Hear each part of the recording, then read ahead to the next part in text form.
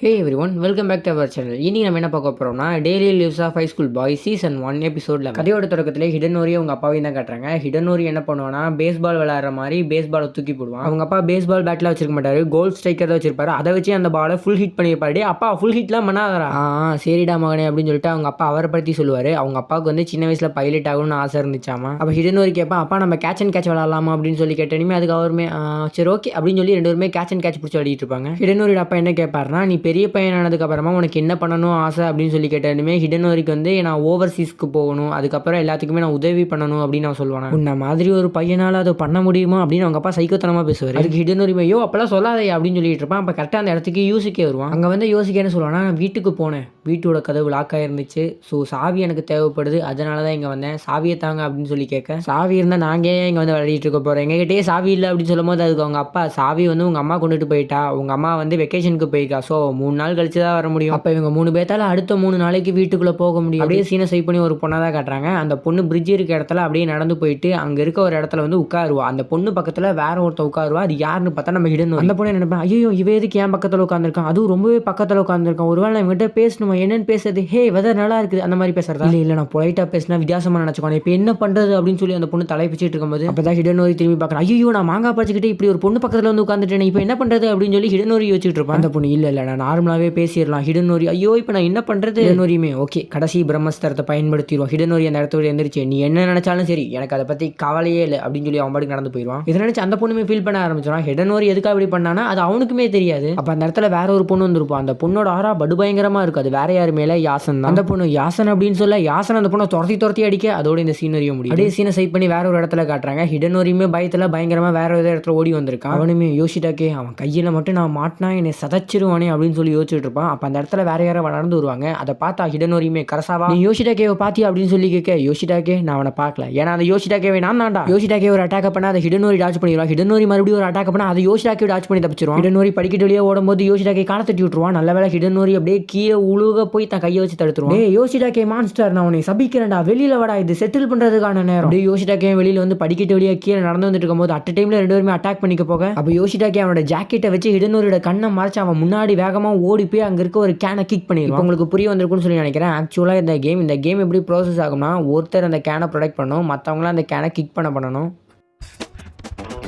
Mitsuo ஹிடனோரி and யோசிடாக்கே 3 பேர் பேசிகிட்டு இருப்பாங்க. அப்போ ஹிடனோரி அண்ட் யோசிடாக்கே மிட்சுவோ இந்த கேம் நல்லா இருக்குது அப்படின்னு சொல்லியிருப்பான். அதுக்காக மிட்சுவோ பயம்படுத்துகிற மாதிரி நீ இப்போ தானே இந்த கேம் விளாட்ற அப்படின்னு கேட்க அதுக்கு மிட்சுவோமே ஆமான்னு சொல்லுவான். அதனால் இப்போ உனக்கு நல்லா இருக்குது, அங்கே இருக்கிறது ஜஸ்ட் கேன், அதனால் நீ அந்த அளவுக்கு ப்ரொடெக்ட் பண்ணணும்னு சொல்லி ட்ரை பண்ண மாட்டேன், பட் இதுவே அங்கே உனக்கு ரொம்பவே பிடிச்ச போர்டு இருந்தால் நீ கண்டிப்பாக ப்ரொடெக்ட் பண்ணுவீங்க, ஏன்னா பயன்படுத்துறீங்க அப்படின்னு சொல்லி மிட்சுவோ கேட்க அந்த இடத்துல கேனுக்கு பதிலாக மிட்சுவோட ஒரு ஃபேவரட் டாய் வச்சிருவாங்க. அந்த டாயை மிட்சுவோ 4th கிரேட்லேருந்து வச்சிருக்கான். அப்படியே அவங்க 2 ஓடி போயிடுவாங்க. எப்பவும் போல யோசிடாக்கே கரசாவா மாதிரி ட்ரெஸ் அப் பண்ணிட்டு வர அப்போ மிட்சுவோ கரசாவா எனக்கு ஒரு ஹெல்ப் வேணும்டா அப்படின்னு சொல்லி கேட்க வந்துட்டியா நான் தாண்டா யோசிடாக்கே அப்படின்னு சொல்லி யோசிடாக்கே மிட்சுவோக்கு வயிற்றுலேயே ஒரு பஞ்சு அப்படியே ஓட ட்ரை பண்ணும்போது மிட்சுவோ பாஞ்சு யோசிடாக்கே பிடிச்சிருவான். அந்த நேரத்தை பயன்படுத்தின ஹிடனோரி அந்த டாயை கிக் பண்ணிடலாம் அப்படின்னு சொல்லி வரும்போது அவன் கையில இருந்த ஒரு கோலி குண்டை தூக்கி ஹிடனோரியோட மண்டையிலே அடிச்சிருவான். அப்போ மேலே இருந்தபடி வேற ஒரு அட்டாக் பண்ண ட்ரை பண்ணுவான். அது யாருன்னு பார்த்தா மோட்டோகாரு. அப்போ மோட்டோகாருக்கும் அதே கோலி குண்டில் இன்னொரு அடி அவனும் சாஞ்சிரும். மறுபடியும் அந்த டாயை அட்டாக் பண்ணலாம் அப்படின்னு சொல்லிட்டு ஹிடனோரி போக மறுபடியும் ஹிடனோரியை மிட்சுவோ தடுத்துருவான். அண்ட் அகைன் கரசாவா மாதிரி மறுபடியும் யோசிடாக்கே வர மறுபடியும் மிட்சுவோ போயிட்டு கரசாவா எனக்கு ஹெல்ப் வேணும்னு சொல்லி கேட்க மறுபடியும் அடிப்பான். அப்போ அந்த நேரத்தை சரியாக பயன்படுத்துகிற ஹிடனோரி அந்த டாயை மறுபடியும் கிக் பண்ணி அந்த டாயை உடச்சிருவான். ஐயோ போச்சே அப்படின்னு சொல்லி மிட்சுவோ உட்காந்து அழுக ஆரம்பிச்சிருவான். ஹிடனோரி மிட்சுவோ கிட்ட உன்னோட பழைய பொம்மை உனக்கு எவ்வளோ முக்கியமானது அப்படின்னு எங்களுக்கு தெரியும், பட் அது உடஞ்சிருச்சு, எங்களை மன்னிச்சிரு, இந்தா இதை வச்சுக்கோ அப்படின்னு சொல்லி கொடுக்கும். அது வெறும் அட்டைப்பட்டின்னு மிட்சுவோக்கும் தெரியும், பட் மிட்சுவோ அதை மகிழ்ச்சியாக வாங்கி அதை குப்பை தொட்டியில் தூக்கி போட்டுறான். அகைன் சீனை ஸ்வைப் பண்ணி 2 பசங்களை காட்டுறாங்க. அந்த 2 பசங்களுமே பேசிக்கிட்டு இருப்பாங்க. அதில் ஒரு பையன் கேட்டிருப்பான் கியூட்டா நீ என்ன நினைக்கிற அப்படின்னு சொல்லி கேட்க அதுக்கு இன்னொரு பையனுமே நீ எந்த மாதிரியான அர்த்தத்தில் கேட்குற அப்படின்னு சொல்லி கேட்க அதுக்கு முடி வச்சிருக்க பையனும் பொண்ணுங்க செய்கிற கியூட்டான திங்ஸ், அதுக்கப்புறம் பொண்ணுங்களுடைய கியூட்டான பர்சனாலிட்டி, கிளட்டர்னஸ் பொண்ணுங்களாம் கியூட் இல்லை அப்படின்னு சொல்லியிருப்பாங்க. கிளட்டர்னஸ்னால் நிறைய சாப்பிட்ற பொண்ணுங்க, அதுக்கு அவனுமே அப்படிலாம் இல்லை, எந்த பொண்ணுங்க நிறைய சாப்பிட்றாங்களோ அவங்க சாப்பிடாத பொண்ணுங்களோடவே க்யூட்டாக தான் இருப்பாங்க, அவனோட ஃபேஸிங் தப்பாக இருக்குது அப்படின்னு நான் சொல்லுவேன். அதுக்கு எக்ஸாம்பிளாக நான் ஒரு கதை சொல்கிறேன் அப்படின்னு சொல்லிட்டு ஒரு சின்ன கதையுமே சொல்லுவான். அது என்னதுன்னா ஸ்கூலோடைய ஒரு ஈவெண்ட் நடந்துட்டு இருக்கும். அதுக்காக அவங்க எல்லாருமே ப்ரிப்பேர் ஆகிட்டு இருக்கும்போது அப்போ ஒரு பொண்ணு மட்டும் வயிற்ற பிடிச்சிட்டு ஒரு மாதிரி கதற ஆரம்பிச்சிருவா. எல்லாருமே சர்ப்ரைஸ் ஆயிடுவாங்க. அதுக்கான காரணம் என்னதுன்னா அந்த பொண்ணு அத்லெட்டிக்ஸ் ஸ்போர்ட்ஸ் எல்லாத்துலேயுமே குட்டானவன். அப்போ அந்த பொண்ணு பொண்ணு அவளோட கதறலுக்கான காரணத்தை சொல்லுவோம். அதுக்கான காரணம் அவளுக்கு பசி. கேட்டு அந்த பையனுமே அடடா இது க்யூட்டாக இருக்குது அப்படின்னு சொல்லுவான். இங்கே ஃபேக்ட் என்னதுன்னா அவள் ஹார்டாக இருக்கிறதுல டயர்ட் ஆகிட்டா, அவள் ஆல்மோஸ்ட் மறைச்சிட்டா. இதுதான் க்யூட்டாக இருக்குது அப்படின்னு அவன் சொல்லியிருப்பானா. இதுக்கு அந்த பையனுமே அப்போ ஹானஸ்ட்டாக இல்லாத பொண்ணுங்களை பற்றி நீ என்ன நினைக்கிற அப்படின்னு சொல்லி கேட்பான். நீ அவளை அடிப்படையாக வைக்க முடியாது அப்படிங்கிறதான் அதுக்கான அர்த்தம் அப்படின்னு நான் சொல்லுவேன். அப்படியே அவன் நீ கிளம்ஷி கேலை பற்றி என்ன நினைக்கிற,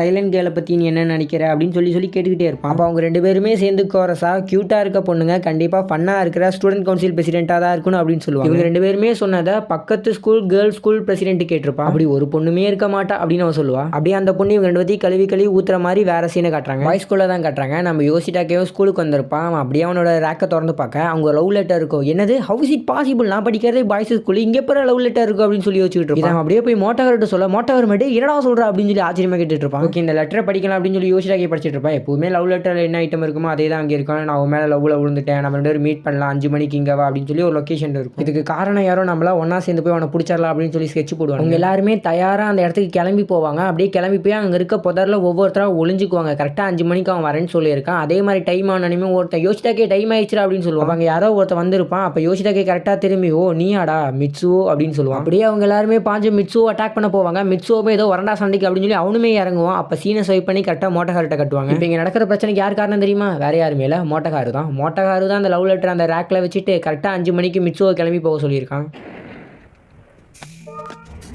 ஒரு பொண்ணுமே ஃபஸ்ட்டு ட்ரெயினில் ஏறி நின்றுட்டு இருப்பா. அந்த பொண்ணு பக்கத்தில் வேற ஒரு பையன் வந்து நின்றுமே அந்த பொண்ணு டக்குன்னு அந்த இடத்த விட்டு கிளம்பி போயிடுவா. அந்த பையனுமே இந்த உலகத்தோட ஒரு மிகப்பெரிய ஹேட் என்னது தெரியுமா? நம்ம ஒரு பொண்ணு பக்கத்தில் போய் நிற்கும் போது நம்ம நின்னது தெரிஞ்சு அந்த பொண்ணு வேற இடத்துல போய் நின்றுச்சுன்னா அது அசிங்கப்பட்டான் அப்படின்ட்டு அந்த பொண்ணு எல்லாத்துக்கிட்டையும் இந்த மாதிரி நடந்துகிட்டு இருப்பா. அப்படியே வேற ஒரு பையன் அந்த பொண்ணு பக்கத்தில் வந்து நிற்பான். அது யாருன்னு பார்த்தா நம்ம யோசிட்டாக்கே. மறுபடியும் அந்த பொண்ணு வேற இடத்துக்கு போனாலும் மறுபடியும் அந்த இடத்துக்கு யோசிட்டாக்கே வந்தான். மறுபடியும் அந்த பொண்ணு வேற இடத்துக்கு போனாலும் மறுபடியும் அந்த இடத்துக்கு யோசிட்டாக்கே வந்தான். இதை பார்த்து அந்த பொண்ணு என்னடா சரி வெக்க கட்டவனா இருப்பான் போல இருக்கு அப்படின்னு சொல்லி நினைச்சிட்டு இருப்பான். அந்த பொண்ணு அப்படியே பிளஷ் ஆகி அமைதியாக அந்த இடத்துல உட்கார ஒரு செகண்ட் அந்த பொண்ணு மறுபடியும் யோசிட்டாக்கே திரும்பி பார்க்க யோசிட்டாக்கே இந்த கண்டுக்காம இருந்துச்சு கிளம்பிடுவான். இப்போ அந்த பொண்ணுக்கு ஒரே அசிங்கமாக போயிடும். அப்படியே சீனை ஸ்வைப் பண்ணுறாங்க. அப்படியே யோசிட்டாக்கே அண்ட் ஹிடனோரி 2 பேருமே பேசிக்கிட்டே போயிட்டு இருப்பாங்க. யோசிட்டாக்கே பேசிக்கிட்டே இருப்பான். அப்போ அதை பார்த்தாவன் இவனோட லிப்ஸ் அசைவே எனக்கு ஒரே தொல்லை பண்ணுற மாதிரி இருக்குது அப்படின்னு ஹிடனோரி மனசில் நினைப்பான். அப்படியே டிபார்ட்மெண்டல் ஸ்டோரில் பொருள்களை ரொம்பவே பொறுமையாக யோசிட்டாக்கே வாங்கிட்டு இருப்பான். அதுவுமே எனக்கு தொல்லையாக இருக்குது அப்படின்னு நினைப்பான். சாப்பிடும்போது வேகமாக சாப்பிட்டு முடிச்சிடறான். அதுவுமே எனக்கு தொல்லையாக இருக்குது. சட்டையோட கலரை மடிச்சுடுறான். அதுவுமே எனக்கு தொல்லையாக இருக்குது. ரோட்டில் டாகோட ஷிட்டை பார்த்தோன்னே கத்துறான். அதுவுமே எனக்கு தொல்லையாக இருக்குது. அப்படியே பேசிக்கிட்டே போகும்போது ஒரு வேர்டோட ப்ரொனன்சியேஷனை தப்பாக பண்ணுறான். அதுவுமே எனக்கு தொல்லையாக இருக்குது. இப்போதைக்கு அவன் பிளாஸ்டிக் கேன் போகிற விதம் தொல்லையாக இருக்குது. மூவி பார்க்கும்போது அழுகிறது தொல்லையாக இருக்குது. அதை பார்த்து மிட்சுவோ சொல்கிறது அதுவும் மிகப்பெரிய தொல்லையாக இருக்குது. டெஸ்கில் பேக்கை தள்ளி வச்சு உட்காந்துருக்கிறது தொல்லையாக இருக்குது. டெஸ்க்லேயே ஃபோனை மறந்து வச்சுட்டு போயிடறான் தொல்லையாக இருக்குது. பேண்ட்டில் கை விட்டுட்டு போகிறான் தொல்லையாக இருக்குது. படிக்கட்டில் வரும்போது தொல்லையாக இருக்குது. அவன் சுச்சா போகும்போது தொல்லையாக இருக்குது. ஜூஸ் குடிச்ச இடத்துல வச்சுட்டு போயிடறான் தொல்லையாக இருக்குது. ஆப்சன்டீஸ் வேற ஒருத்தன் கொடுத்துறான் தொல்லையாக இருக்குது. ஜூஸ் கேன் வாங்கிட்டு வரான் தொல்லையாக இருக்குது. சைக்கிள் சாவியை தொலைச்சிடறான் தொல்லையாக இருக்குது. சைக்கிள் சாவியை கண்டுபிடிச்சதுக்கு அப்புறமா யோசிட்டாக்கே ஹிடனோரியை திரும்பி பார்க்கும்போது ஹிடனோரி தொல்லையாக இருக்குது.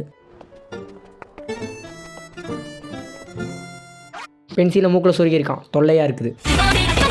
அப்படியே ஃபங்கி கேர்ள்ஸை தான் காட்டுறாங்க. 2 பொண்ணுங்க பிக்சரை பார்த்து பேசிகிட்டு இருக்கும்போது அதில் இருக்க ஒரு பொண்ணு யார் ஸ்ட்ராங்கஸ்ட்டோ அவங்கள தான் எனக்கு பிடிக்கும் அப்படிங்கிறபடி சொல்ல ஓ அப்படிங்களாமா அப்போ நம்பதில் யார் ஸ்ட்ராங்கஸ்ட்னு பார்த்துடலாமா அப்படின்னு சொல்லி இன்னொரு பொண்ணு கேட்க அப்போ பக்கத்தில் இருந்த பொண்ணு நினச்சிக்கனா ஓ இவங்க 2 சண்டை போட்டுக்க போகிறாங்க அப்படின்னு சொல்லி நினச்சோம். அதில் இருக்க ஒரு பொண்ணு ரூல்ஸ் என்ன அப்படின்னு சொல்லி கேட்க அதுக்கு இந்த பொண்ணு சண்டைக்கு எதுக்கு ரூல்ஸ் அப்படின்னு சொல்லி அந்த பொண்ணு கேட்டனுமே இவங்க ஒரு பயந்துருவாங்க. ஒருவேளை இவன் நம்ம கிட்ட தான் சண்டை கூப்பிட்ற போல இருக்குது. ஏன்னா இவளோட பாஸ்ட் பற்றி தான் இவங்களுக்கு தெரியும்ல. இல்லை சண்டையெல்லாம் இல்லை இது ஜஸ்ட் ஜோக்கு தான் அப்படின்னு சொல்லி அவங்க 2 மலிப்பிடுவாங்க. ஓ அப்படியா அப்படின்னு அவ சொல்ல அங்கேருந்து ஒரு கல்லு கீழே விழுகுமா ஓ சண்டைனா என்ன நம்மளை போட்டு தலைவ கல் தயாராக வச்சிருந்திருக்கா போல இருக்கு அப்படின்னு அவங்க நினைக்க அதோட இந்த எபிசோடுமே முடியுது. இதுதான் கடைசி எபிசோடுக்கு முன்னாடி எபிசோடு இன்னும் ஒரே ஒரு எபிசோடு தான் இருக்குது. அதையும் மறக்காமல் பார்த்துருங்க. நாளைக்கு நான் அதை கண்டிப்பாக அப்லோட் பண்ணிடுவேன். And also guys thanks for வாட்சிங். Keep supporting.